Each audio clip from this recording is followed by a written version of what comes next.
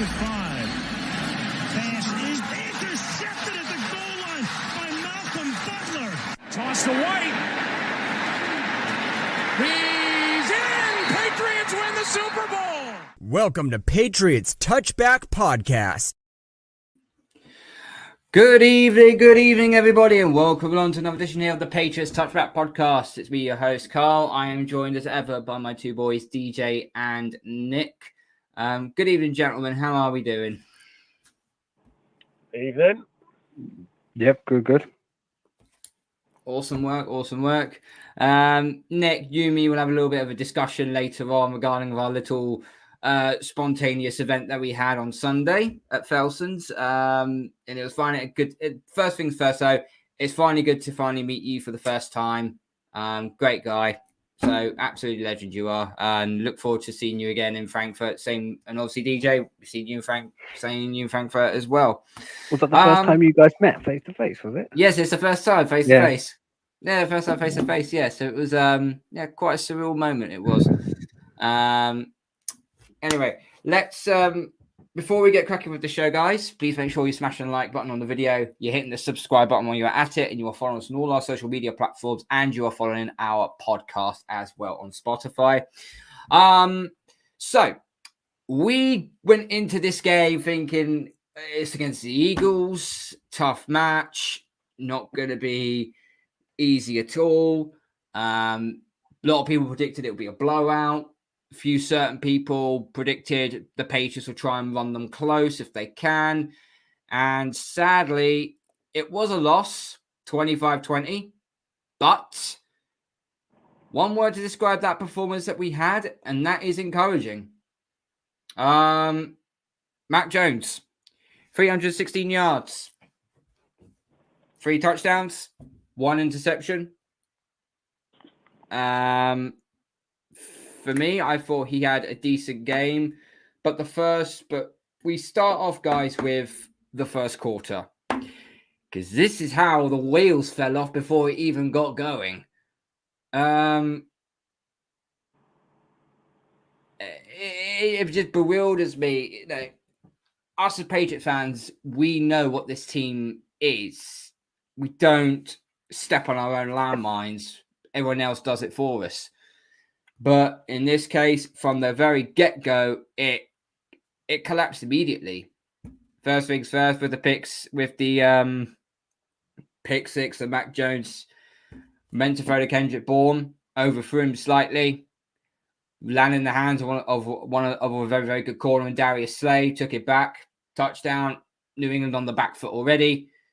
Ezekiel Elliott with a fumble in prime territory. Ended up becoming a field goal for the Eagles. And then the following drive, it ended up being a touchdown and then 16-0 down. At this point, we're all probably thinking right now, oh, no, this is going to be a very, very long game for us. DJ, talk to me, mate. What was your first reaction to what was going on in the first quarter? Because it was just an absolute mess. Yeah, initial thoughts, like I did call last week about how I thought it was going to be a close matchup than what other people thought it was going to be. I think most of us had probably written us down to have a complete blowout. I went into the game optimistic, thinking, right, we've got really nothing to lose. We're either going to lose massively or we're going to have some kind of a chance to win the game. Like you just touched there, we went 16-0 in the first quarter. Mac, I felt that he was a bit nervous. Like he didn't seem to be settling down as he did as the game had advanced and as it moved on. He kind of found his grounds in quarter 2, 3, and 4. But that first quarter, I think, thrown him off completely. He overthrew that pass to Bourne. Mm-hmm. There's a 50-50 chance where Bourne could have probably gone up and got that, but I think that was on Mac. I think he overthrew that too high. It got tipped. Slay obviously then got the interception, got a pick six. So those are occasions where I just think Mac just wasn't settled down. He was playing on nerves. But that was my initial thoughts. Nick, what do you say to that? Because obviously you was with me at Felsons watching it. You and me both had a disgusted look on our face. After, if I don't know if you've rewatched the game back now and had your own take on it. I think, yes, it was a slow start, and the interception off Bourne's hands, Max obviously putting on himself, and yeah, he probably threw it slightly behind Bourne. But I think as a whole, I'm so much more impressed with what I saw on Sunday than what I was expecting. And I think if we can cut out that slow start and we can turn it on from the beginning, there's no reason why it's not a positive. Because we spoke ourselves, it was Jekyll and Hyde, wasn't it? The first, Yeah. the first sort of third of the game, quarter, and the first bit of the second quarter, it was a bit sort of like, oh no, this is going to be really bad. But then sort of the last 2/3 of the game, it was a different Patriots. So, I think if we can cure that slow start and we can turn it on from the beginning, that team has got enough talent to get us somewhere. I don't know how far it'll get us, but it certainly will get us further than I think everyone was predicting. It did look like that. The first quarter for me, too many mistakes, too many miscues. As I said, we don't tread on our own landmines, but in this case, it was just not good enough. But once that shit show of the first quarter, we dusted it out of the way. This is something to be really intrigued in. Mac Jones, he had completed after that interception, he completed 70% of his passes. He scored 3 touchdowns, 0 picks, and a passer rating of just under 112. I'm going to be saying off the bat right now, this offense already looks better than what it did at all last season, period. There's just something, there's more scheming, there's a lot more. We did see a lot of screens, but that is only because we couldn't run the ball. That's one of my first negatives in this game. We did not run the ball. A prime example, okay? So the offensive line in question, I give props to the offensive line because they gave up 1 sack all game. The pass protection for Mac Jones was almost sublime. I think we only gave up a sack literally towards the end of the game. That was it. But here's the problem.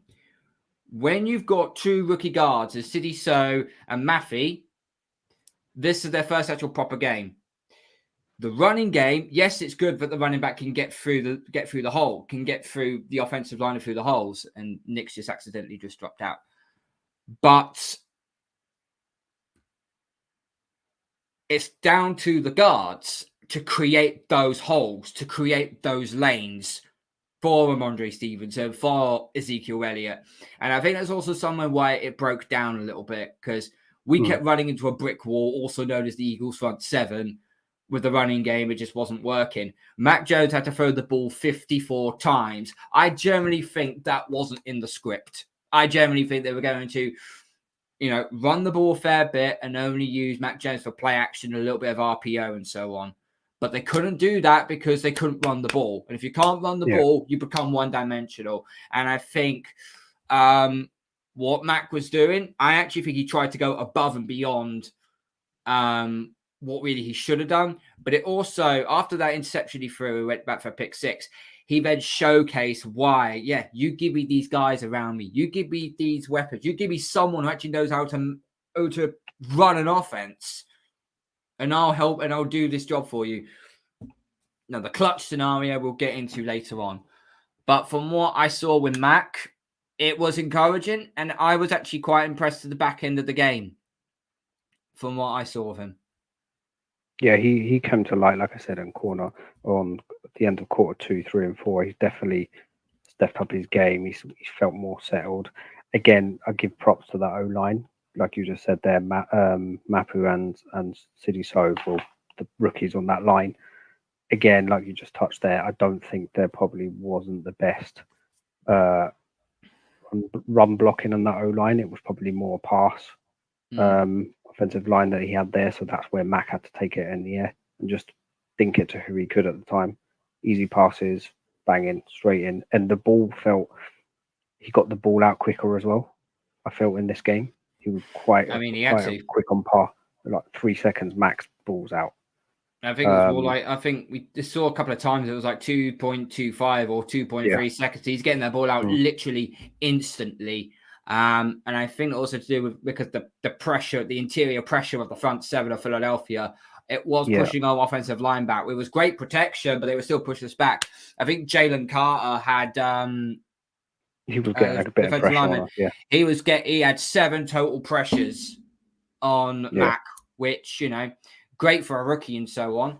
But that was a little bit alarming to say the least. But this is one of the better pass rushes of the NFL.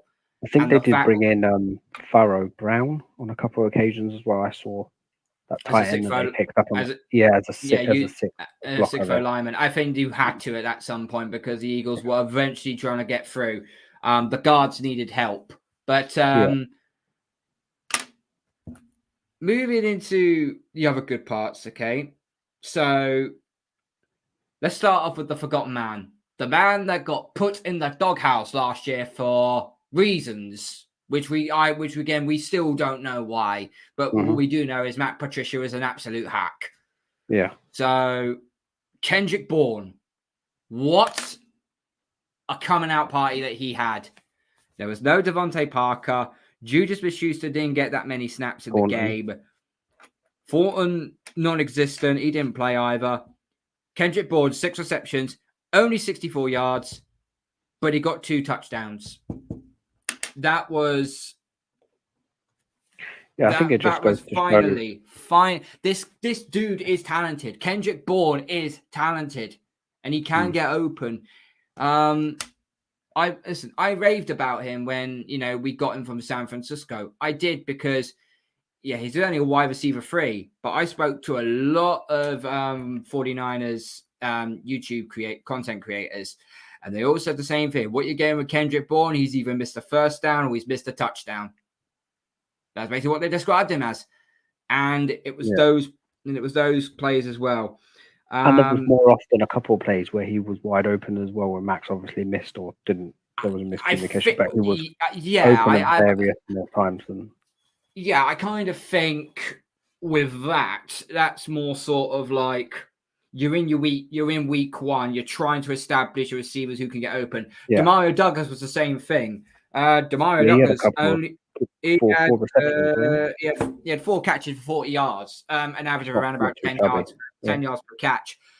But I saw someone actually post a video. Demario Douglas was open another 5 times on the field where Matt could have thrown to him, and he had plenty of grass to run in. Before we carry on, Nick, I'm afraid he's got to drop out. He's having problems. Okay, well, that's fine. So Nick had to drop out. Hopefully, you'll be with me on Thursday for the Dolphins preview. That's for the Dolphins preview game. Who else was your star? Your star players in this game? Because there is a fair, offensively. Yeah, so offensively, I've got a particular player which probably didn't perform too well in the preseason. I don't know if that was due to not having enough snaps or maybe just a cautionary. I thought Hunter Henry came through quite strong in this week 1.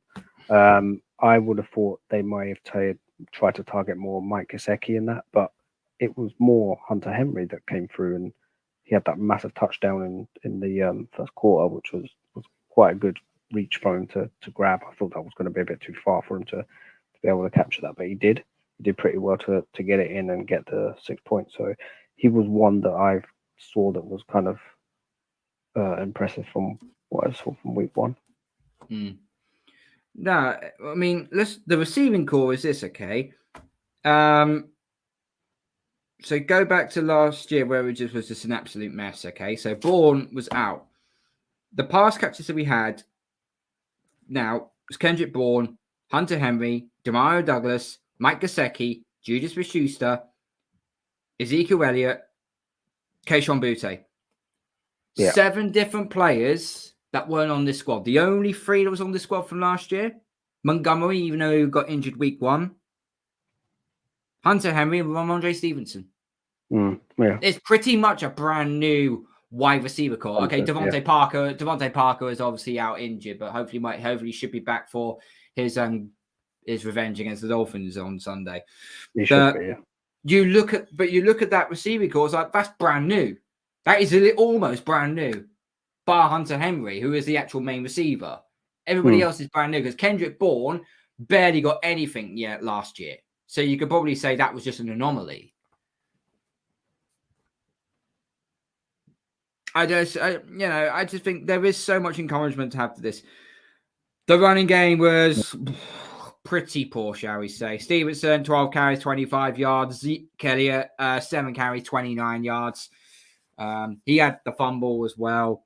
Mac Jones, he carried twice for 15 yards, mostly for a first down, which was great. And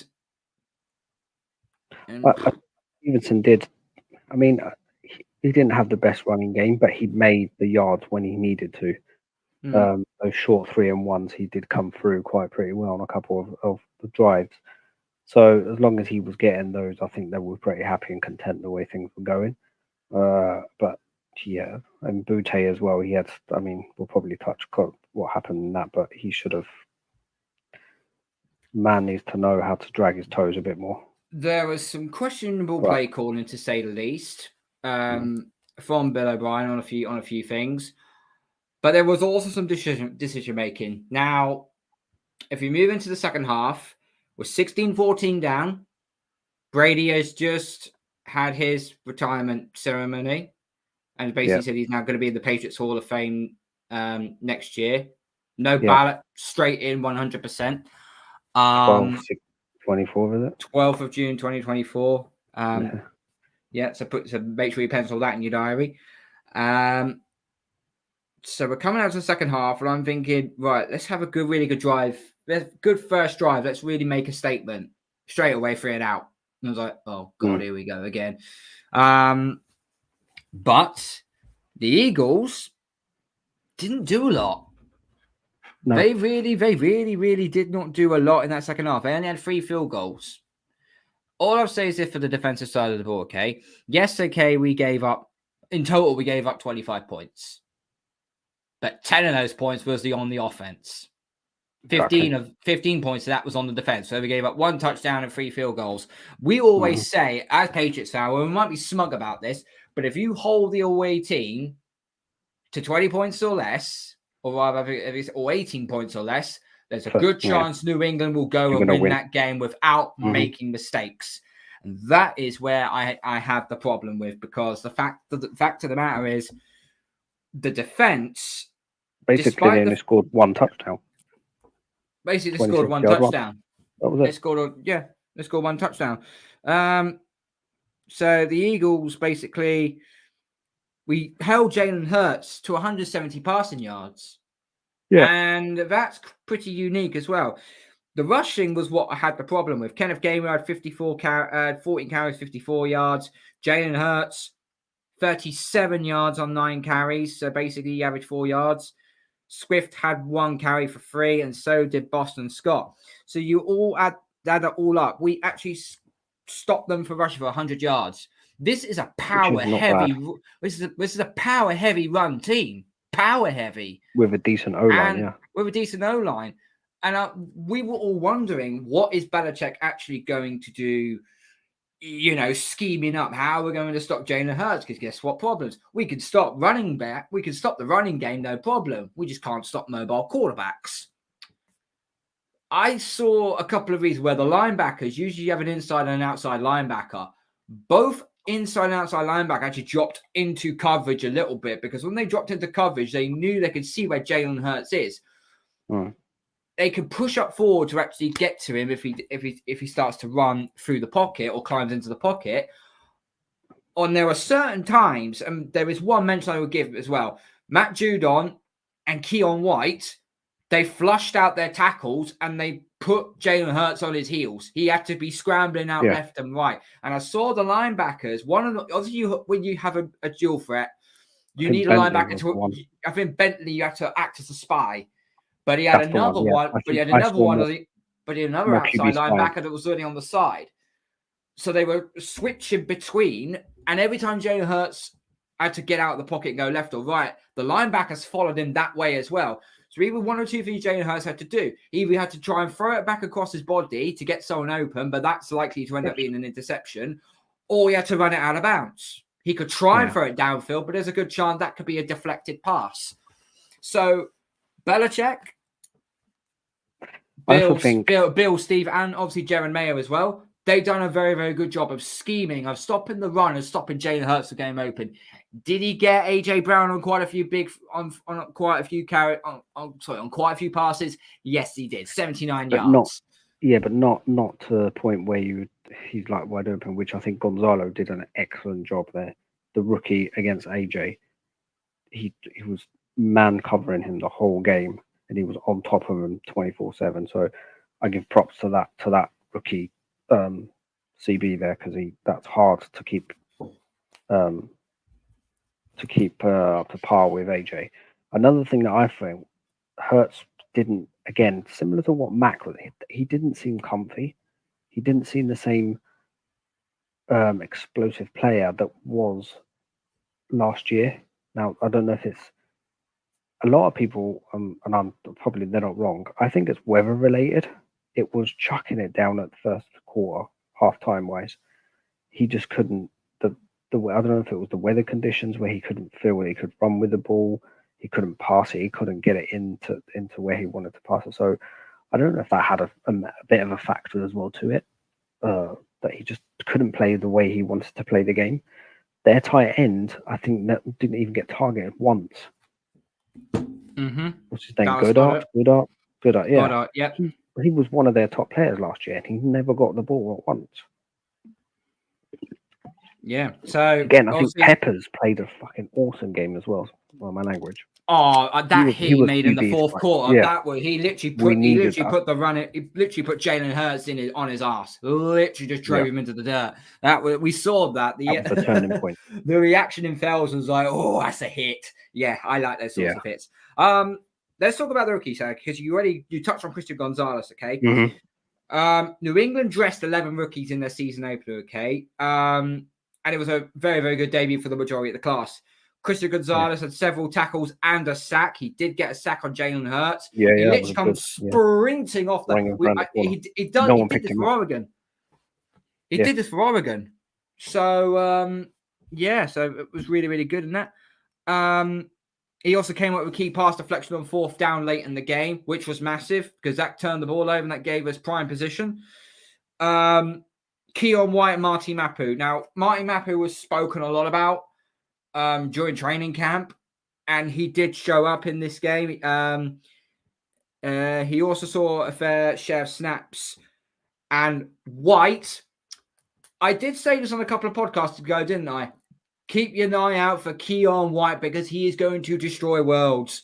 And there were times he almost got to Jalen Hurts. Didn't quite sack him, but did enough for him to actually. He pushed his blocker way back at one point. I can't remember. I think it was Lane Johnson. Lane Johnson's a seasoned veteran tackle. If you get in the face of Lane Johnson, good luck on that battle. Keon White just had him for breakfast. Every single snap he had him for breakfast. That's probably why Jalen Hurts was running for his life so much. So keep an eye out for Keon White later on down the line. Tua, I think you might want to run next week.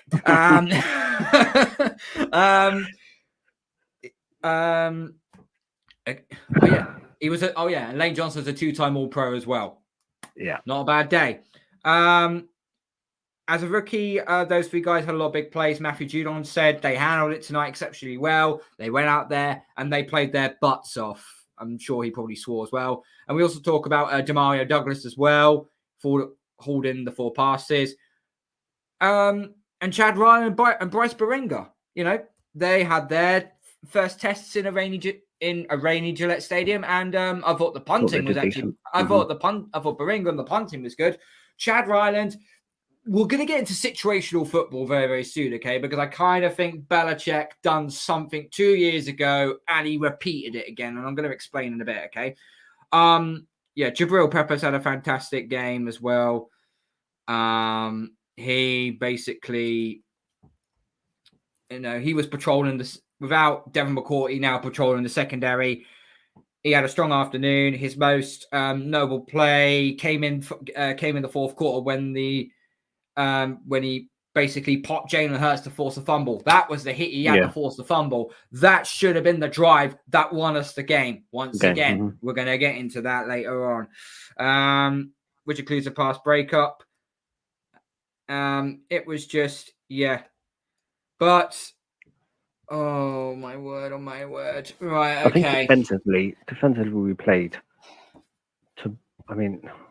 they kept us in the game, basically, but offensively from the Eagles, they didn't seem to be able to do much either.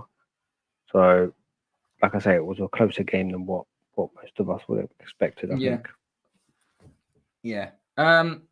Okay. And if we can continue like this going forward, I think, like Nick said, if we can wrap up these little errors and mistakes that we did in that quarter one, I think we can go much further than what people are pinpointing us. And now with the A-Rod's luck, so it's all open now.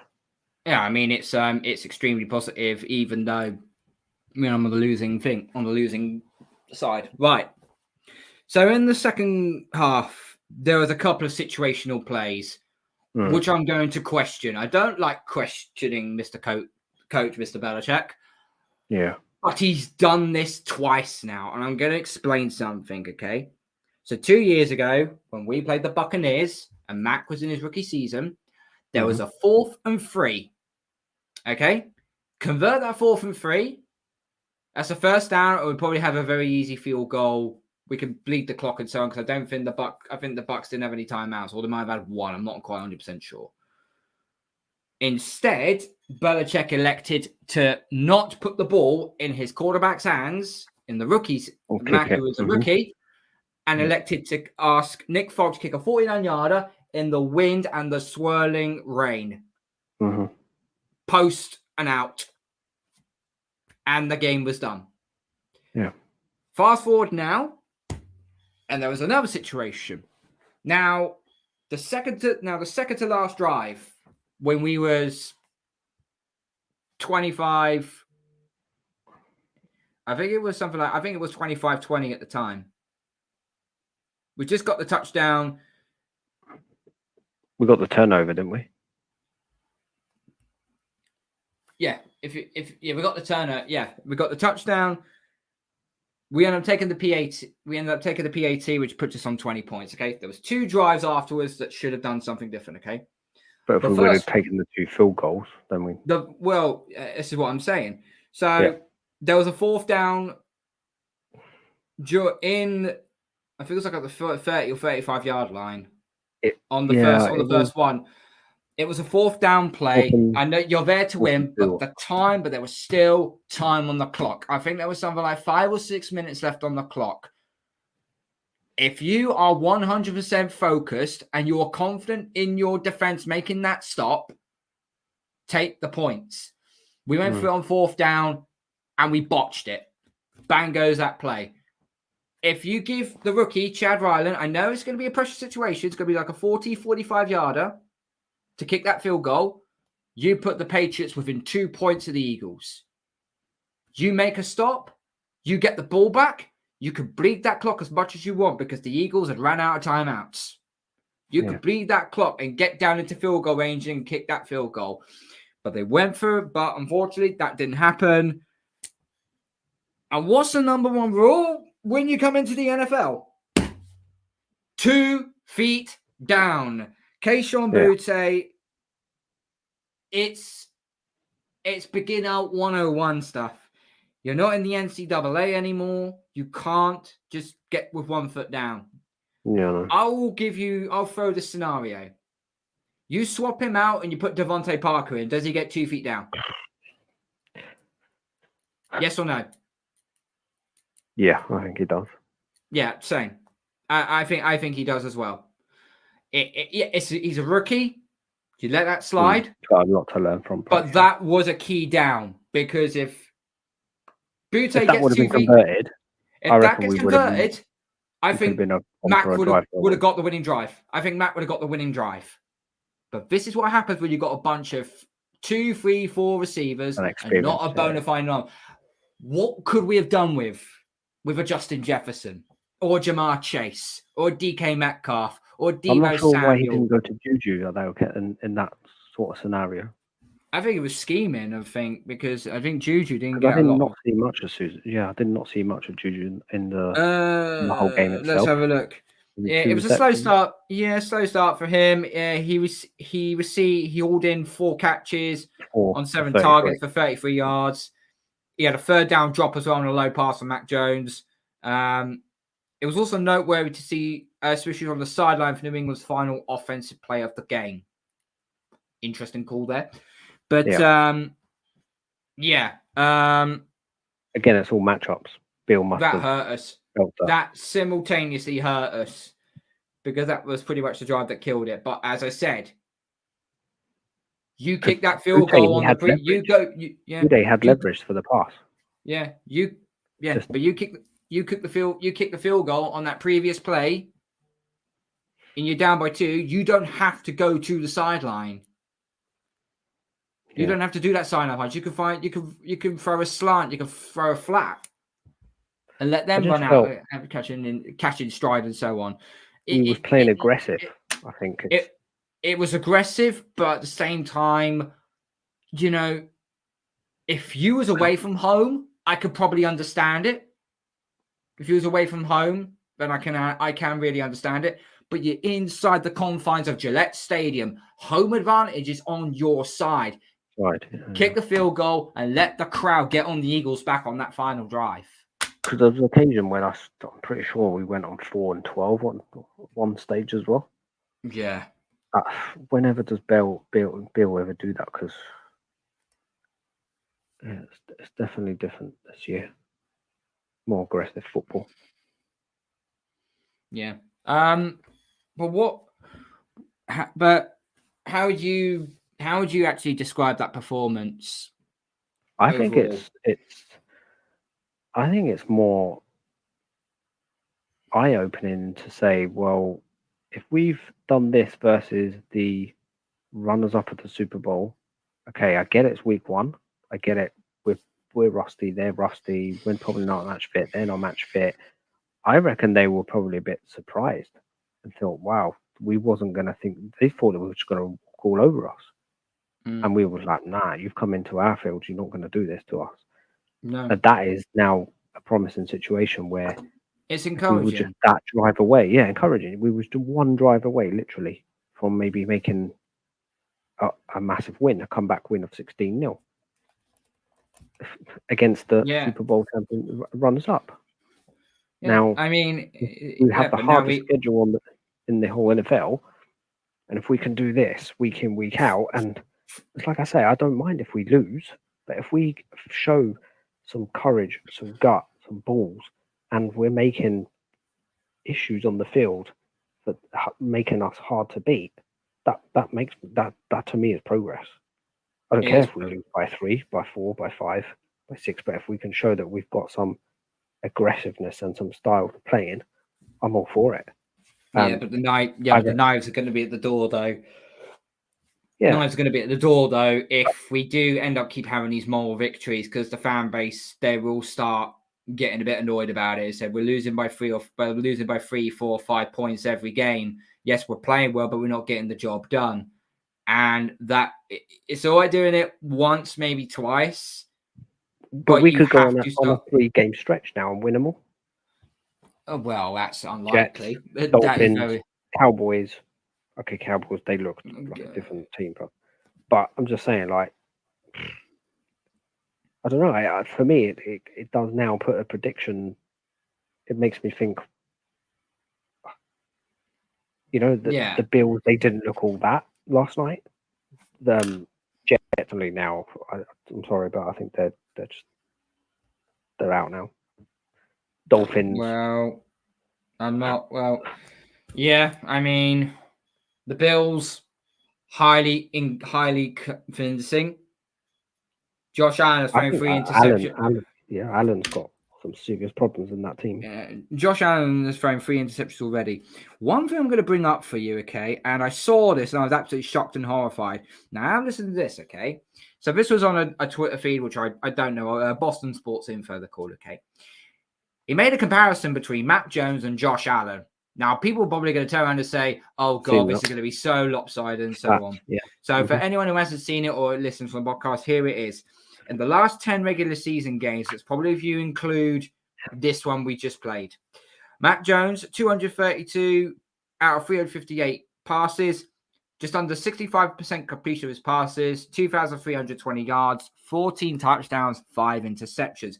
So basically, you could probably say 3 to 1 touchdown to interception ratio.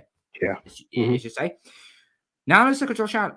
Passer rating 90.3. Okay. So that's pretty good. Just above average, you could probably say. And about that. Josh Allen. 215 out of 344 passes thrown and completed. 62.5% completion. 1 yard more than Mac Jones. Just one. 17 touchdowns. 11 interceptions. A passer rating of 85.4. Now, I still see Patriots fans getting on Mac Jones' back saying he's not good enough. He's just a watered-down version of Kirk Cousins and all that. But if you actually deep dive into him actually playing properly, the guy doesn't turn the ball over. He makes good decisions when he gets put in the correct situations. And I generally think right now, Mac's still got a fair bit to prove. If he wins a playoff game for us, then there will be question of him actually being our franchise QB. But right now, the jury is still out on him. And, encouraging performance. But we do move on to the Dolphins on Sunday, which we'll have a preview on Thursday's podcast for. One last thing. Billy O'Brien. What did you make of his first actual performance? Because for me, he finally expanded the playbook and it finally looked like we were actually doing something on offense. Bar a shit ton of screens, double screens, bubble screens, the Josh McDaniels syndrome, shall we say. But it seems to work. I think he's spreading that offense out a bit. To have 7 new team members that he had last year. Well, not Billy, but the whole team itself. I think he is opening up that playbook so we're not becoming so predictable over the times.